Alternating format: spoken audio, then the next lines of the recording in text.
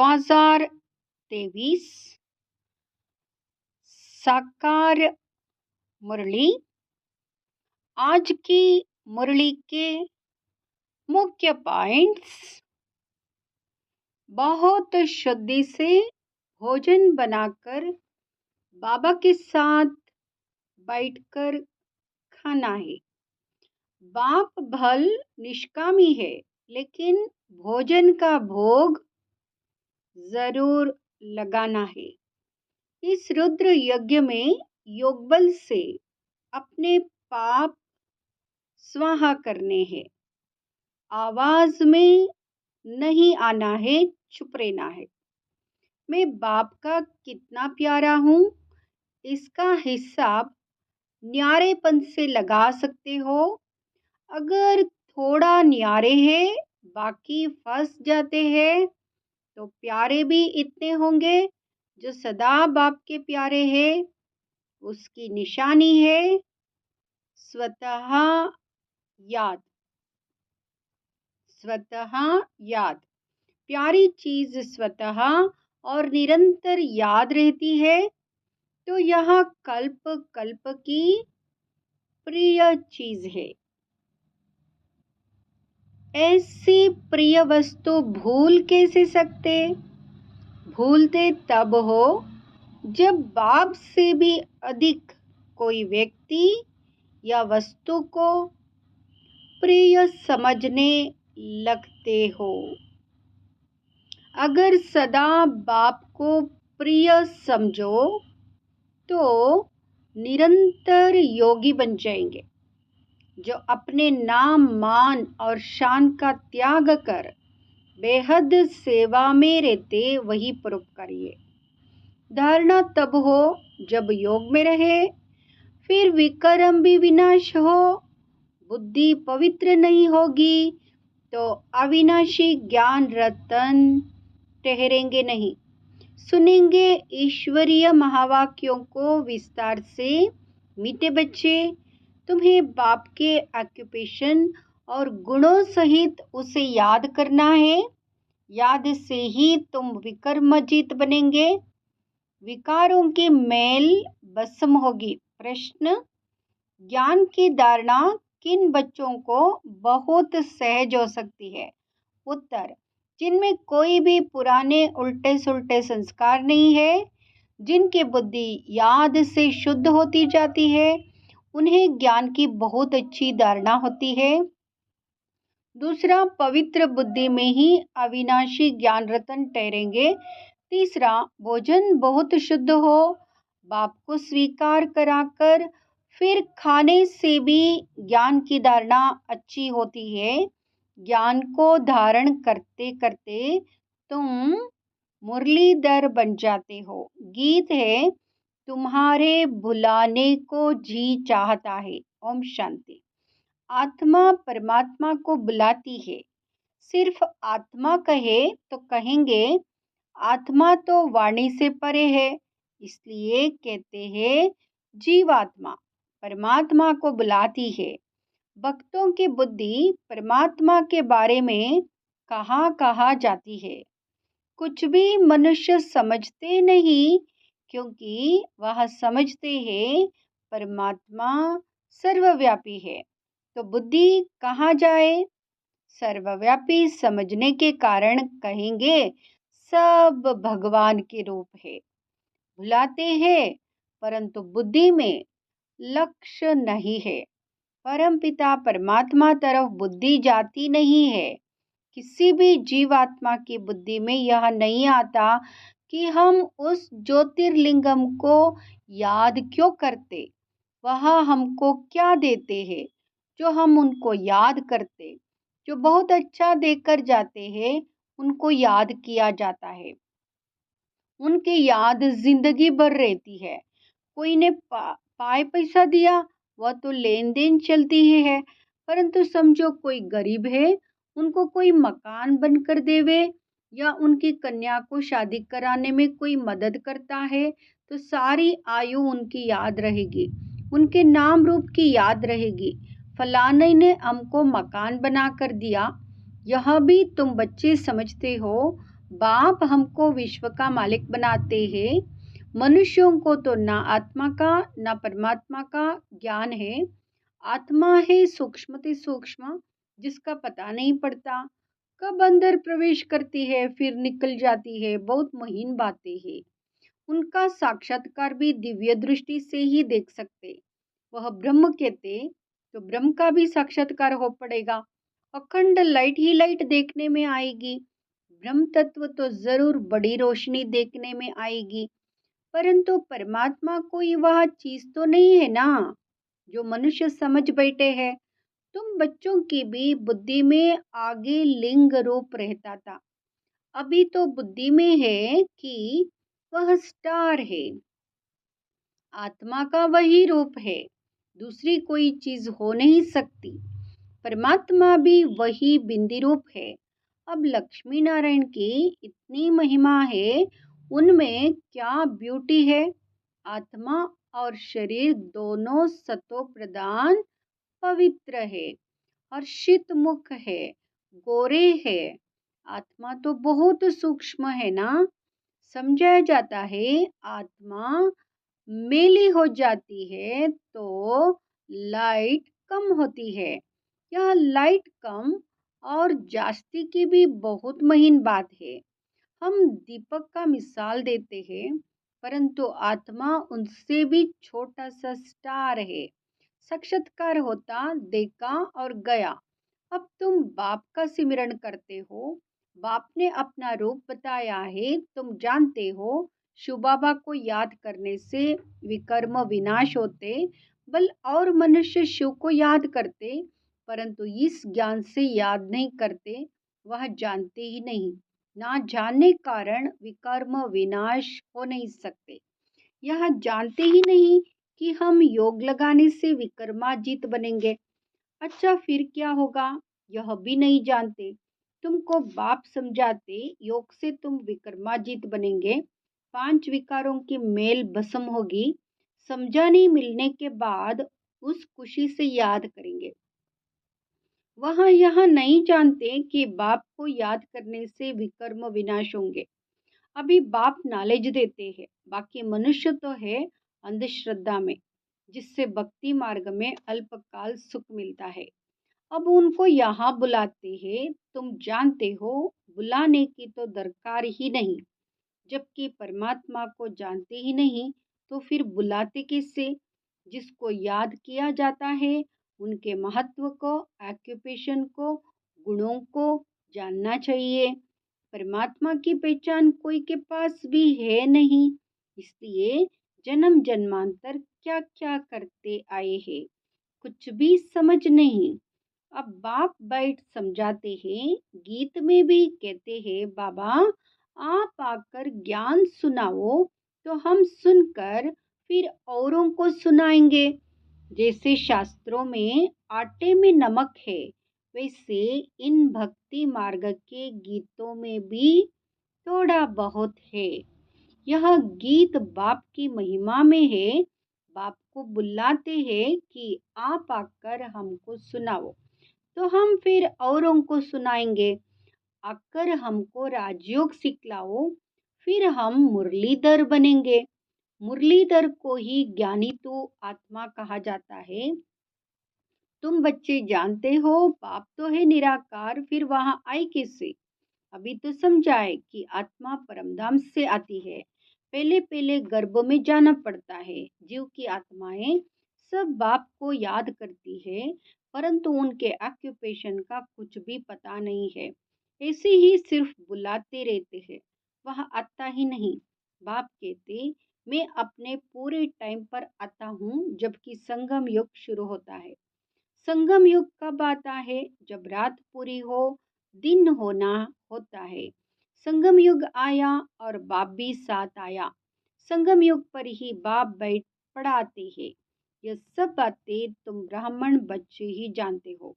बाप बैठ समझाते मैं निराकार आऊं कैसे, यह तो कभी कोई ने ख्याल नहीं किया है। अगर कलयुग के अंत में आया होगा तो फिर से आएगा ना। कलयुग अंत और सतयुग आदि के संगम पर आते हैं। ज़रूर कुछ कार्य करने के लिए आते हैं, ज़रूर सृष्टि को पावन करने आएंगे। तब कहते कि अब आदि सनातन देवी देवता धर्म स्थापन करने आते हैं। कैसे आते हैं यह भी कोई नहीं जानते हैं। बाप को आकर प्रजा रचनी है, वह राजयोग सिखाना है, तो किसको सिखाएंगे?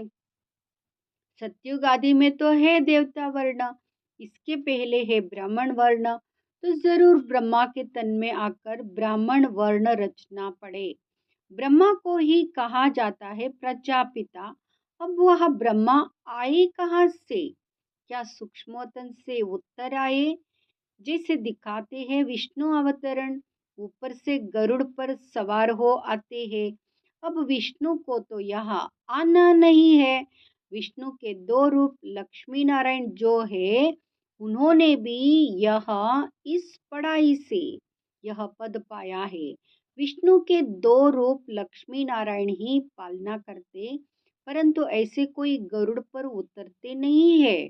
और फिर वहाँ लक्ष्मी नारायण की आत्मा कोई इकट्ठी नहीं आती है। पहले नारायण की आत्मा आएगी, फिर लक्ष्मी की आएगी, स्वयंवर करेंगे, तब विष्णु युगल रूप कहलाएंगे। राधे कृष्ण बरोबर विष्णु के दो रूप है। छोटेपन भी दिखाना पड़े ना। यह बातें अगर कोई नहीं जानते हैं, बाप बैठ समझाते हैं। जब यह पहला नंबर 84 जन्म पूरे करते हैं, तो हमको इनमें ही आकर फिर इनको पहला नंबर बनाना पड़े। 84 जन्म भोग जरूर वृद्धावस्था पाया, तो उनका नाम रखा है ब्रह्मा, इनमें प्रवेश किया है। अब तुम बच्चे समझते हो मनुष्य सृष्टि कैसे और कब रचते हैं। इस बात का और कोई मनुष्य को ज्ञान हो ना सके। मनुष्य जब कोई अच्छी नई चीज की इन्वेंशन निकालते हैं, तो गवर्नमेंट के पास जाते, फिर वहाँ उसको वृद्धि में लाने में मदद करती है। यह भी ज्ञान ऐसे है। पहले पहले बाप आया, इसमें प्रवेश हुआ, इनमें बैठ ज्ञान दिया। पहले थोड़ा थोड़ा था, अब वृद्धि को पाता जाता है। कितनी गुह्य बातें तुम सुन रहे हो। पहले हल्का ज्ञान था, अब गहरा मिलता जाता है। परंतु आत्मा में पुराने उल्टे सुलटे भक्ति के संस्कार जो है, वह जब निकले तब ज्ञान की धारणा हो, योग हो, तब विकर्म विनाश होते जाए और बुद्धि शुद्ध होती जाए। पहले थोड़ा भी ज्ञान सुनने से कितना नशा चढ़ा और भागे, फिर इतने कितने टूट भी पड़े। माया भी हैरान कर देती है। अब ब्रह्मा के बच्चे वहां हो गए, ब्रह्मा कुमार और कुमारियां। यह पूरी रीति समझाना है, नहीं तो मनुष्य डरते हैं। अब बाप को तो जरूर ब्रह्मा का शरीर लेना पड़े, सो भी बड़ा चाहिए। छोटे बच्चे में प्रवेश करेंगे क्या? कहते हैं बहुत जन्मों के जन्म के अंत में आता हूँ। इसने बहुत शास्त्र पढ़े हैं, गुरु किए हैं, तो अनुभवी होगा ना। बाप कहते मैं वानप्रस्थ अवस्था में आता हूँ, शास्त्र आदि पढ़े हैं, तब तो समझा सकते हैं। अब तुम बच्चे जानते हो कैसे बाबा आता है और आकर मनुष्य से देवता बनाते हैं, अर्थात पुरानी दुनिया को नया बनाते हैं।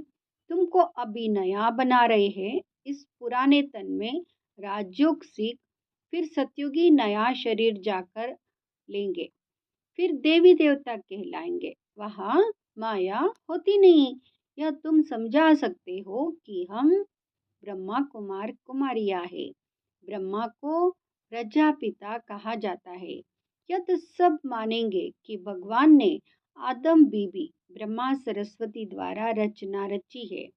गीता में कहते हैं मैं राजाओं का राजा बनाता हूँ, शूद्र से ब्राह्मण बनाकर ज्ञानामृत पिलाए, असुर से देवता बनाते हैं। बल यहाँ लिखा हुआ है, परंतु पहले शूद्र वर्ण से ब्राह्मण वर्ण में लाते हैं। तो तुम समझा सकते हो हम ब्रह्मा कुमार कुमारी है, ब्रह्मा है प्रजापिता, वास्तव में ब्रह्मा की संतान तुम भी हो। ब्राह्मणों की शुरुआत संगम पर ही होती है। ब्रह्मा द्वारा हम ब्राह्मण पढ़ते हैं, रुद्र ज्ञान यज्ञ की संभाल करते हैं, हम अपने विकारों की आहुति देते हैं। यज्ञ में सब कुछ स्वाहा किया जाता है ना, तो हम रुद्र ज्ञान यज्ञ में और कोई किचड़ा नहीं डालते, अपने पापों को स्वाहा करते हैं। कोई आग आदि तो जलाई नहीं जाती है ना, कोई आवाज आदि ही नहीं करते। वह तो कितना आवाज करते, स्वाहा स्वाहा। हम तो योग में रहते हैं, कोई आवाज नहीं, चुप। योग अग्नि से पाप भस्म हो जाते हैं। इस रुद्र ज्ञान यज्ञ में योग अग्नि से हम अपने 5 विकारों को स्वाहा करते हैं, तो पाप भस्म हो जाते हैं। ब्रह्मा की बेटी सरस्वती भी गाई हुई है, जिसको जगदम्बा कहते। कामनाएं पूरी होती है, जगदम्बा लक्ष्मी बनती है। बच्चों को पॉइंट्स तो बहुत समझाई जाती है, डरना भी हो ना। धारणा तब हो जब योग में रहे, फिर विक्रम भी विनाश हो, बुद्धि पवित्र नहीं होगी तो अविनाशी ज्ञान रतन ठहरेंगे नहीं।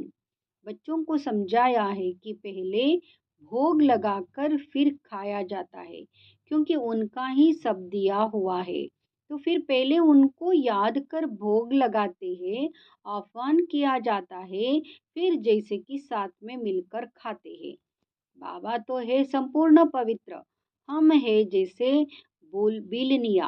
हम याद करते हैं, तो क्या बाबा हमारे साथ बैठ खा सकता है? हम अपने को संपूर्ण पवित्र तो कह नहीं सकते, तो हम बिलिनिया के साथ वह खाएंगे। फिर वासना ले लेते हैं। वासना लेना कोई खाना तो नहीं हुआ ना, खुशबू ले लेते हैं। हाँ, कोई 75% धारणा करने वाले अच्छे बच्चे भोजन बनाकर बाबा को खिलाए तो वासना लायक भी हो, क्योंकि बाबा है बिल्कुल शुद्ध। वह हम पतित के साथ खाए, यह ला नहीं कहता। वह वासना ले सकता होगा। बाबा कहते मैं वासना भी क्यों लूं, मैं तो निष्कामी हूँ। वासना लेने की भी मेरे पास कामना नहीं है, मैं 100% निष्कामी हूँ। भोग ऊपर जाता है, बहुरूपी बैठ देवताओं को खिलाते हैं। देवताएं चाहते हैं हम ब्रह्मा भोजन खाए, तो बाबा मम्मा और फिर ऊपर से देवताओं की आत्मा आती है, वह बैठ खाती है। फिर भी रुचि से तब खाएगी जब पकाने वाले योगी हो। देवता ये भी ब्रह्मा भोजन की महिमा करते हैं। बाप तो कहते मैं आया हुआ हूँ तुम्हारी सर्विस करने, हम तो तुम्हारा पूरा निष्कामी सर्वेंट हूँ। तुम बल 36 प्रकार के तो क्या, 108 प्रकार का भोग लगाओ। भक्तों ने ही भोग लगाया और भक्तों ने ही बांट कर खाया। भगवान निष्कामी है तो भी ऑफर करना चाहिए। बड़े राजाए आदि कभी हाथ में नहीं लेते, उनमें भी किस्म किस्म के होते, कोई ले भी ले लेते हैं। बाबा का राजा वो आदि से कनेक्शन रहा है ना, तो हम बाबा को भोग लगाते हैं। कामना है कि हम बाबा से विश्व का मालिक बनने राजा ही लेवे। वह तो है ही दाता। यह सारी सूक्ष्म बातें हैं। भोग कहाँ ले नहीं जाते हैं, यहाँ ही बैठ वैकुंठ का साक्षात्कार करते हैं। यहाँ से जैसे कि गुम है। अच्छा, मीठे मीठे सिकिलदे बच्चों प्रति माता पिता बाप दादा का याद प्यार और गुड मॉर्निंग। रूहानी बाप की रूहानी बच्चों को नमस्ते। हम रूहानी बच्चों की रूहानी माता पिता बाप दादा को याद प्यार गुड मॉर्निंग नमस्ते। शुक्रिया बाबा, शुक्रिया, शुक्रिया। धारणा के लिए मुख्य सार। फर्स्ट, बाप भल निष्कामी है, लेकिन भोजन का भोग जरूर लगाना है। बहुत शुद्धि से भोजन बनाकर बाबा के साथ बैठकर खाना है। दूसरा, इस रुद्र यज्ञ में योग बल से अपने पाप स्वाहा करने हैं। आवाज में नहीं आना है, चुप रहना है। बुद्धि को योग बल से पवित्र बनाना है। आज की मुरली का वरदान, न्यारे और प्यारेपन की विशेषता द्वारा बाप के प्रिय बनने वाले निरंतर योगी भव। न्यारे और प्यारेपन की विशेषता द्वारा बाप के प्रिय बनने वाले निरंतर योगी भाव। मैं बाप का कितना प्यारा हूँ, इसका हिसाब न्यारेपन से लगा सकते हो। अगर थोड़ा न्यारे है, बाकी फंस जाते हैं, तो प्यारे भी इतने होंगे। जो सदा बाप के प्यारे है, उसकी निशानी है स्वतः याद। प्यारी चीज स्वतः और निरंतर याद रहती है, तो यह कल्प कल्प की प्रिय चीज है। ऐसी प्रिय वस्तु भूल कैसे सकते? भूलते तब हो जब बाप से भी अधिक कोई व्यक्ति या वस्तु को प्रिय समझने लगते हो। अगर सदा बाप को प्रिय समझो, निरंतर योगी बन जाएंगे। स्लोगन: जो अपने नाम मान और शान का त्याग कर बेहद सेवा में रहते वही परोपकारी है। जो अपने नाम मान और शान का त्याग कर बेहद सेवा में रहते वही परोपकारी है। ओम शांति।